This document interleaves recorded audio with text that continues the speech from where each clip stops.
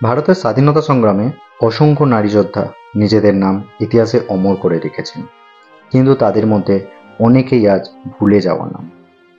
তেমনই এক বিস্মৃত বীরাঙ্গনা হলেন বেলা মিত্র। নেতাজি সুভাষচন্দ্র বসুর পরিবারের সদস্য, আজাদ হিন্দ ফৌজের মহিলা সংগঠনের এক নির্ভীক কর্মী, একাধারে মা, বিপ্লবী এবং দেশসেবিকা। আজ আমরা জানব সেই মহিয়সী নারীর জীবন কথা, যিনি নীরবে বিপ্লব করেছেন আর রেখে গেছেন অদৃশ্য পদচিহ্ন। তিনি হলেন বাংলার ঝাঁসির রানী বেলা মিত্র। বেলা মিত্রের জন্ম 1920 সালে পশ্চিমবঙ্গের হুগলি জেলার কোদালিয়ায়। তার পিতা ছিলেন সুরেশচন্দ্র বসু এবং নেতাজি সুভাষচন্দ্র বসু ছিলেন তার কাকা, অর্থাৎ বেলা মিত্র ছিলেন নেতাজিরই ভাইঝি। একটি দেশপ্রেমিক পরিবারে বড় হয়ে উঠেছিলেন তিনি। ছোট থেকেই দেখতেন ঘরে ঘরে স্বাধীনতা আন্দোলনের আলোচনা। তার মননে দেশমাতৃকার জন্য কিছু করার আকাঙ্ক্ষা গড়ে ওঠে খুব অল্প বয়সেই। বেলা মিত্রের বিয়ে হয় হরিদাস মিত্রের সঙ্গে, যিনি ছিলেন একজন বিপ্লবী ও আইনজীবী। এই বিবাহ তার জীবনের গতিপথকে আরও দৃঢ়ভাবে বিপ্লবের দিকে টেনে নিয়ে যায়। স্বামী ও নেতাজির প্রভাব তার জাতীয়বাদের পথে এগিয়ে নিয়ে যায়।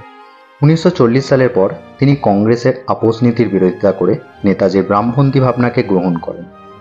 দেশের স্বাধীনতার জন্য সামরিক সংগঠনের মাধ্যমে সংগ্রামের প্রয়াসে বেলা হয়ে ওঠেন নতুন বাংলার প্রতীক। নেতাজি সুভাষচন্দ্র বসু আজাদ হিন্দ ফৌজ গঠন করেন এবং তাতে নারীদের জন্য একটি বিশেষ রেজিমেন্ট তৈরি করেন, ঝাঁসির রানী বাহিনী। এই বাহিনীতে নারীরা হাতে অস্ত্র ধরেছিলেন, যুদ্ধের প্রশিক্ষণ নিয়েছিলেন এবং সরাসরি ফ্রন্টলাইনে অংশ নিয়েছিলেন। বেলা মিত্র ছিলেন এই বাহিনীরই অন্যতম সক্রিয় সদস্য। তার কাজ ছিল কেবল সামরিক নয়, বরং গোপনচর, বার্তাবাহক এবং যোগাযোগ স্থাপনে বিশেষভাবে গুরুত্বপূর্ণ। তাই তাকে বলা হতো গোপন বিপ্লবের নির্ভরযোগ্য দূত। 1944 সালে বেলা কলকাতায় একটি গোপন ট্রান্সমিশন সেন্টার পরিচালনা করেন।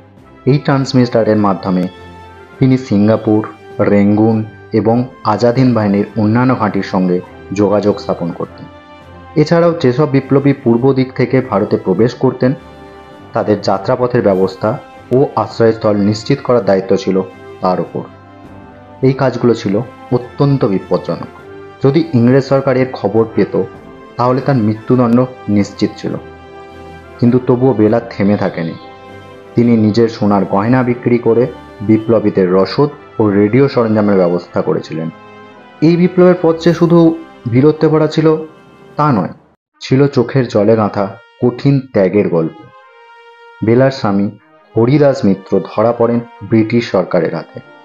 তার বিরুদ্ধে রাষ্ট্রদ্রোহের অভিযোগ এনে মৃত্যুদণ্ড ঘোষিত হয়।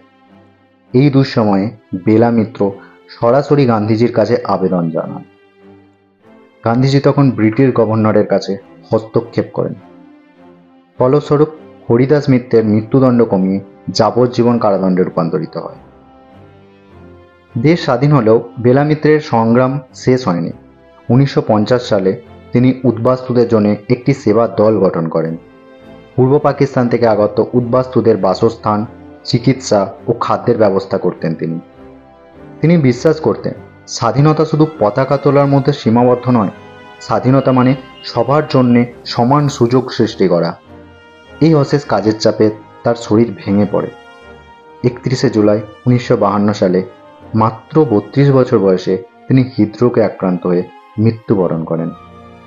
ভারত সরকার 1958 সালে হাওড়া জেলায় একটি রেল স্টেশনের নাম রাখে বেলানগর, এই বেলা মিত্রের নামে। এটাই ছিল ভারতের ইতিহাসে প্রথম কোনো নারী যার নামে একটি রেল স্টেশন। এই নামকরণ ছিল তার প্রতি জাতির শ্রদ্ধাঞ্জলি।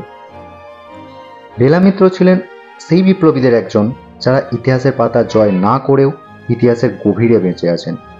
তিনি ছিলেন না কোনো অস্ত্রধারী সেনাপতি, কিন্তু তার রেডিওর মাধ্যমে বিপ্লবীদের জীবন বাঁচানো হতো। তিনি ছিলেন না কোনো জনপ্রিয় রাজনীতিবিদ, কিন্তু তার গহনা দিয়ে তৈরি হতো বিপ্লবের অস্ত্র।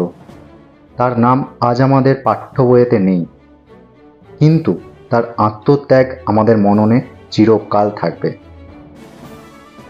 আপনি যদি মনে করেন বেলা মিত্রের মতো নারীদের কথা আরও বেশি করে সামনে আসা উচিত, তাহলে এই ভিডিওটি আপনার বন্ধুদের সাথে শেয়ার করুন, ভিডিওটি লাইক করুন এবং এমন আরও ইতিহাস জানার জন্য আমাদের চ্যানেল সাবস্ক্রাইব করুন। জয় হিন্দ, জয় বাংলা।